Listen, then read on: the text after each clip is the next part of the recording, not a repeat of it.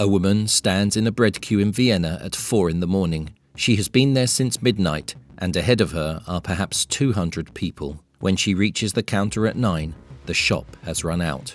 Her children will eat something else that day, or they will not.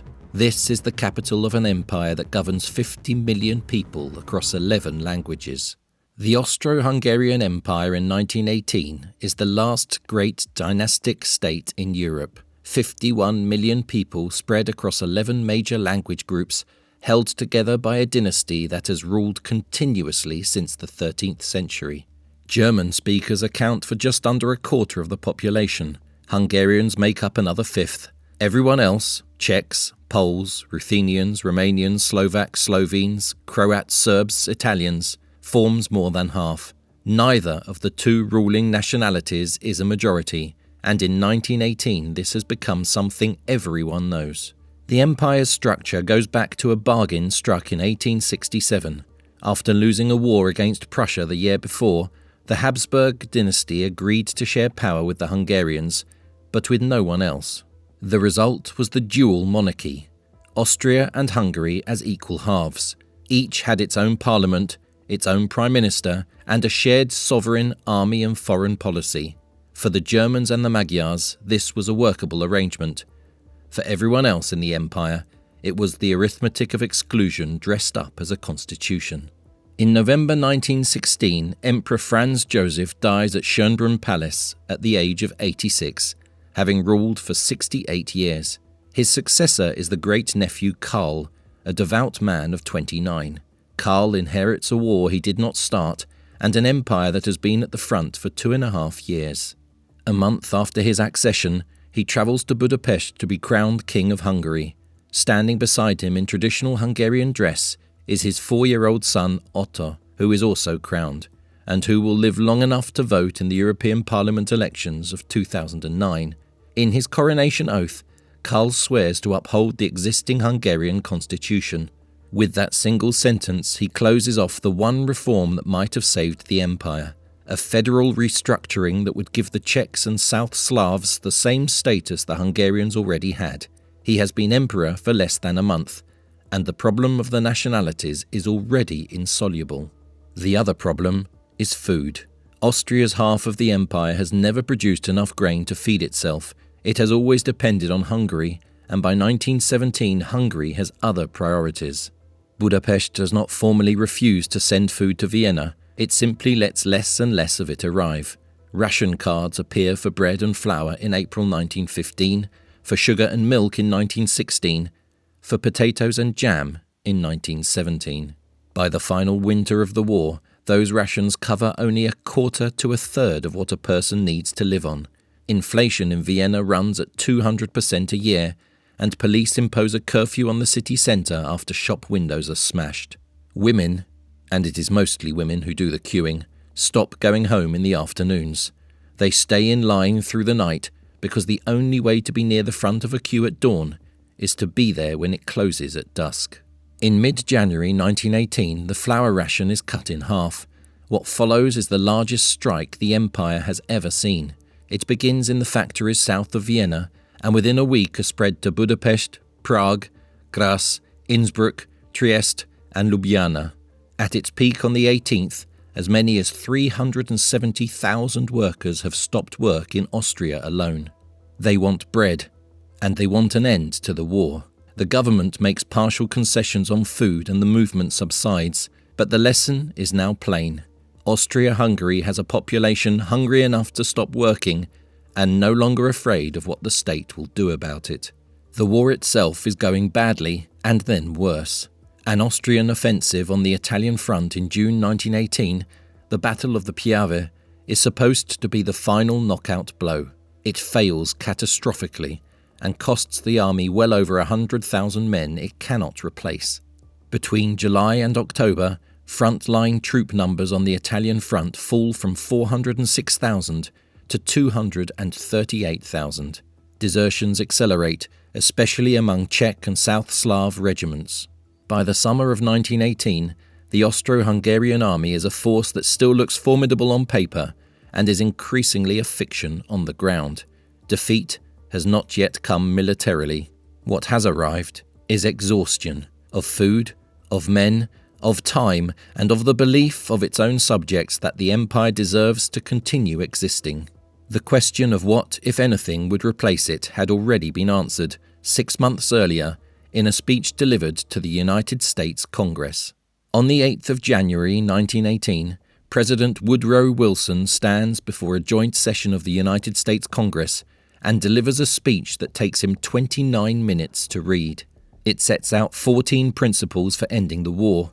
Most are aimed at Germany, but one, the 10th, is about Austria-Hungary. The wording is careful. The peoples of Austria-Hungary, whose place among the nations we wish to see safeguarded and assured, should be accorded the freest opportunity to autonomous development. It sounds definite, but the whole meaning turns on a single pronoun, whose. Does it refer to the peoples or to Austria-Hungary? Is it the empire that is to be safeguarded, or the peoples within it? Wilson himself later said he had meant the peoples. In January 1918, this was not yet clear to anybody, including, in all probability, the President.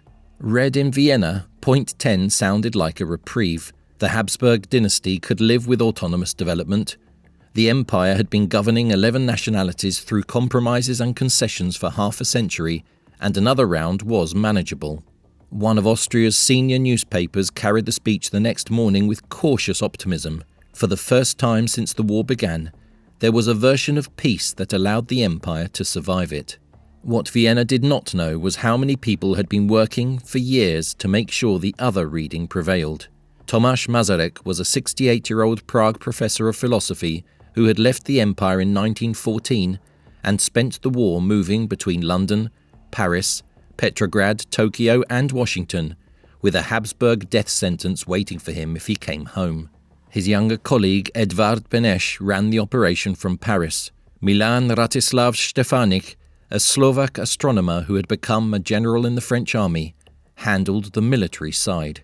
They had formed the Czechoslovak National Council in 1916, and by the summer of 1918, Allied foreign ministers were receiving them as something close to a government in waiting. They had more than diplomacy. Across the Russian, French and Italian fronts, tens of thousands of Czech and Slovak soldiers, most of them Austro-Hungarian prisoners of war, had volunteered to fight on the Allied side against the empire they had been conscripted to defend. By the summer of 1918, the Czechoslovak Legion in Russia numbered around 40,000 men and controlled long stretches of the Trans-Siberian Railway. The Yugoslav Committee, based in London, was making the same case for the South Slavs. None of these organizations had a country yet, and all of them were behaving as if they did. Then, on the 2nd of April 1918, the Austrian foreign minister stood up before Vienna City Council and attacked the French Prime Minister, Georges Clemenceau, as the principal obstacle to a reasonable peace. It was a miscalculation. 10 days later, Clemenceau took his revenge. He handed the press a letter, dated a year earlier, from Emperor Karl to his brother-in-law Prince Sixtus of Bourbon-Parma. In it, the ruler of Germany's principal ally had promised to support France's claim on Alsace-Lorraine, the province Germany had seized from France in 1871 and would not give back. Karl denied it, then had to admit most of it. In May, he was required to travel to German military headquarters at Spa in Belgium and sign a new agreement subordinating Austro-Hungarian policy to Berlin. In Paris and London, the episode made him look desperate. By late spring, the American government had quietly reached a different conclusion from the one point 10 had seemed to imply. If Austria-Hungary would not break with Germany, the Allies would no longer work to preserve it. Through the summer of 1918, the implications filtered through. Bulgaria collapsed at the end of September, opening the empire's southern flank to invasion through the Balkans. On the 14th of September, Karl sent a peace note to the Allies, which was rejected. On the 14th of October, his foreign minister tried again, this time asking for an armistice on the basis of the 14 points. 2 days later, Karl issued what became known as the People's Manifesto. He would transform the Austrian half of the monarchy into a federal state of autonomous national kingdoms. It was the reform he could have made 2 years earlier, and it applied only to the Austrian half. Hungary was explicitly excluded, and so were the Slovaks, the Romanians, the Croats, and everyone else living on the Hungarian side of the old bargain. On the 18th of October 1918, 2 pieces of paper arrived in Vienna on the same day. The first was a reply from the American Secretary of State, Robert Lansing, to the armistice request. It stated that the United States was now committed to the causes of the Czechoslovaks and the Yugoslavs, and that autonomy within the empire was no longer a sufficient basis for peace. The second had been written in a Washington hotel by a 68-year-old Czech exile and was published in Paris that same day. The Declaration of Independence of the Czechoslovak nation, signed by Masaryk, Beneš, and Stefanik on behalf of a country that did not yet exist. 6 days later, on the Piave, the Italian army would begin the offensive that would destroy what was left of the Austro-Hungarian army in 10 days.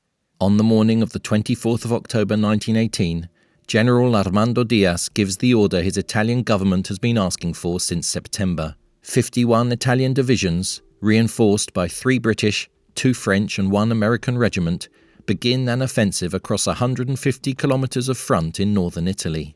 1 year earlier, on the same day, the Austro-Hungarian army had broken the Italian line at Caporetto and pushed it back almost to Venice. Diaz has chosen the anniversary deliberately.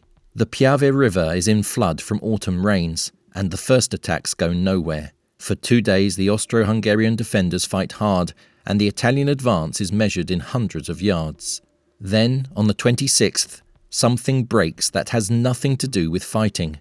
Czech and Croat units, receiving orders to counterattack, refuse. Hungarian regiments, having heard from home that Hungary has voted to dissolve the union with Austria, declare that they are not fighting for Austria any longer.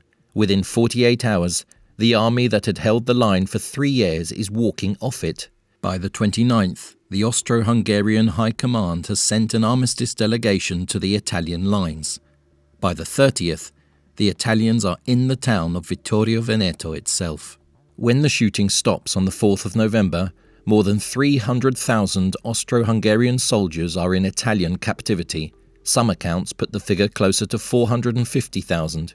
Over 5,000 artillery pieces have been abandoned. The prisoner columns, marching back towards the Italian rear, contain Germans, Hungarians, Czechs, Slovaks, Slovenes, Croats, Serbs, Poles, Romanians and Ukrainians. They have been fighting alongside each other for 4 years, and as they walk, they are discovering that the countries they will go home to no longer exist, or have been renamed, or are now at war with one another. What had happened on the Italian front in 10 days was happening simultaneously, and at the same speed, in every major city of the empire. On the 28th of October, 4 days into the battle, a crowd fills Wenceslas Square in Prague. Czech officials walk into government offices and take over from their Austrian counterparts with almost no resistance. That afternoon, inside Smetana Hall, the Czechoslovak National Committee reads out the first law of the new republic. 2 days later, at Martin in the Slovak uplands, Slovak representatives formally declare that they will join the Czechoslovak state. Tomáš Masaryk, still in Washington, is named president in absentia. On the 29th of October in Zagreb, the Croatian Sabor severs its connection to the Hungarian crown and proclaims the state of Slovenes, Croats and Serbs, a new South Slav country covering Slovenia, Croatia, Bosnia and Dalmatia. It has no army, no currency, no recognized borders, and a population terrified that the Italian army will arrive before anyone has worked out what it is. Within weeks it will merge with Serbia to form the Kingdom of Serbs, Croats and Slovenes, later Yugoslavia.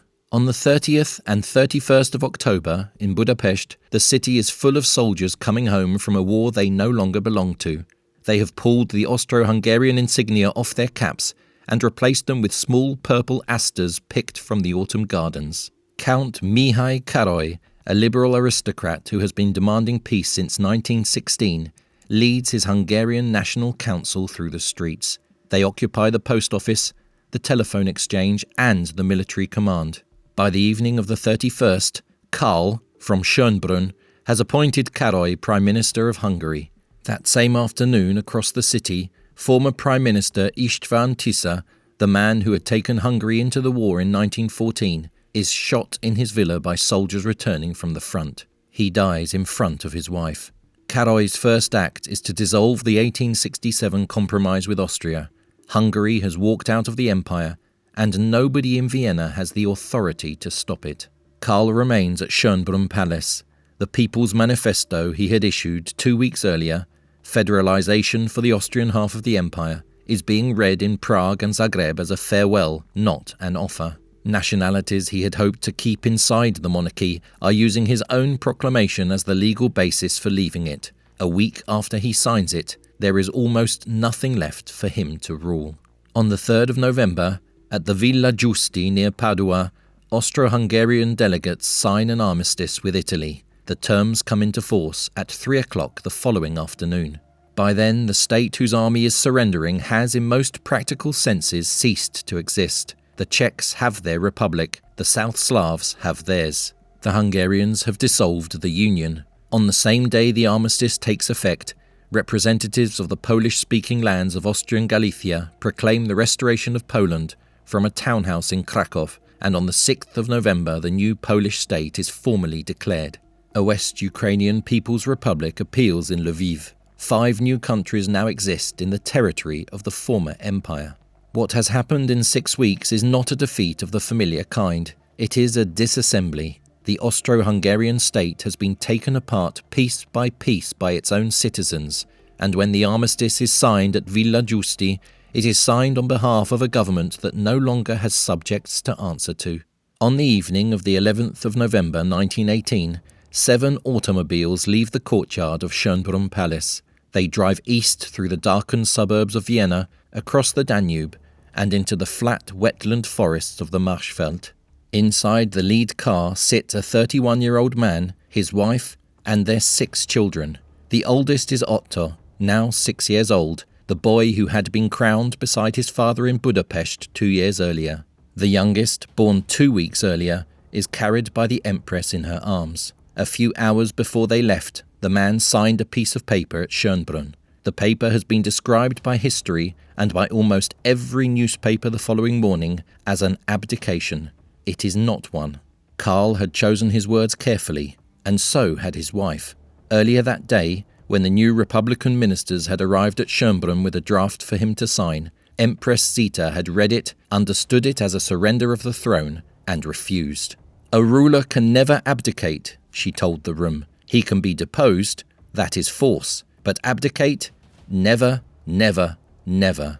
What Karl signed was a different document. He recognized the Austrian people's right to determine the form of the state. He released his officials from their oath of loyalty. He relinquished every participation in the administration of the state. Nowhere in the text did the word abdicate appear, and its absence was deliberate. Karl later wrote to a cardinal that he regarded the declaration as a check which a street thug has forced me to issue at gunpoint. He intended, in time, to come back. He never did. On the 12th of November, the day after he left Schönbrunn, the Provisional Assembly in Vienna proclaimed the Republic of German Austria. It was a country of roughly 6.5 million people, mostly German speakers, in an alpine rump of what had been an empire of 51 million. It had no access to the sea, no meaningful food production, no colonies, and almost no economic reason to exist as a state. On the 13th of November, Karl signed a similar non-abdication for Hungary. 3 days later, on the 16th, the Hungarian People's Republic was proclaimed in Budapest under Mihály Károly. The Habsburg dynasty, which had provided every ruler of Central Europe's largest state for more than 600 years, was out of a job in the space of a single week. For the people left behind in Vienna, the change of regime made no difference to what was in the shops. The winter of 1918-19 in the former imperial capital was harder than any of the winters of the war. The Allied blockade, which had caused the food crisis, was not lifted until the spring. Coal ran out in November. Power stations stopped, trams were cut, theatres closed, factories shut down for weeks at a time. In December 1919, a British member of the House of Lords told his colleagues that the population of Vienna had fallen by over 120,000 people in a single year. Children in the city's hospitals were dying of rickets and tuberculosis. Well-to-do families, he reported, were burning their own furniture to keep warm. The empire had lost the war, and the people who had lived at its centre were paying the bill. Karl and his family spent the next 4 months at the hunting lodge at Eckartsau, a baroque shooting box in the Danube wetlands that had not been designed for winter residence. The heating was inadequate, food was short. Influenza broke out among the household and there was no medicine.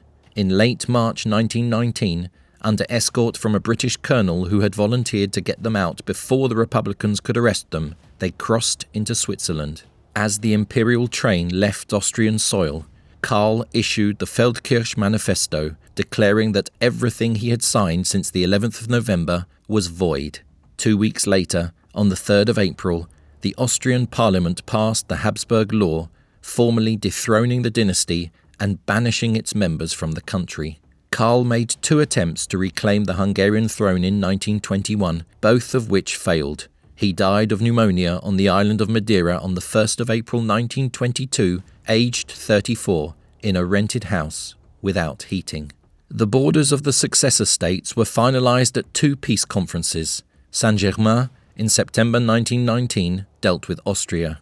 Trianon in June 1920 dealt with Hungary. The treaty at Trianon was for Hungarians what Versailles was for Germans, only worse. Hungary lost roughly 2/3 of its pre-war territory and around 1/3 of its Hungarian-speaking population, who found themselves on the wrong side of new borders in Romania, Czechoslovakia and Yugoslavia. 3 million ethnic Germans, concentrated in the Sudetenland, woke up as citizens of Czechoslovakia. 500,000 Ukrainians found themselves in Poland. The peacemakers in Paris had drawn borders that tried to turn a multinational empire into a collection of nation-states, and the arithmetic had not worked. Roughly 1/4 of the people living in the successor states were ethnic minorities within them. What had been settled in 6 weeks would go on being contested for the rest of the century. Hitler's annexation of Austria in 1938, the Munich crisis over the Sudetenland the same year, the dismemberment of Czechoslovakia, the partition of Yugoslavia in the 1990s, the still raw politics of Hungarian irredentism, these are not separate stories. They are the long afterlife of the autumn of 1918, when the arrangement that had contained Central Europe's nationalities came apart faster than anyone had thought possible and was replaced by arrangements that did not contain them at all. The Austro-Hungarian Empire ended in 6 weeks, not because an army defeated it, but because its peoples had somewhere else to go. The map they drew on the way out is the map Central Europe has been living with ever since. Thanks for watching. If you'd like to see more stories about how empires end and what they leave behind, please like and subscribe, and let us know in the comments which topic we should cover next.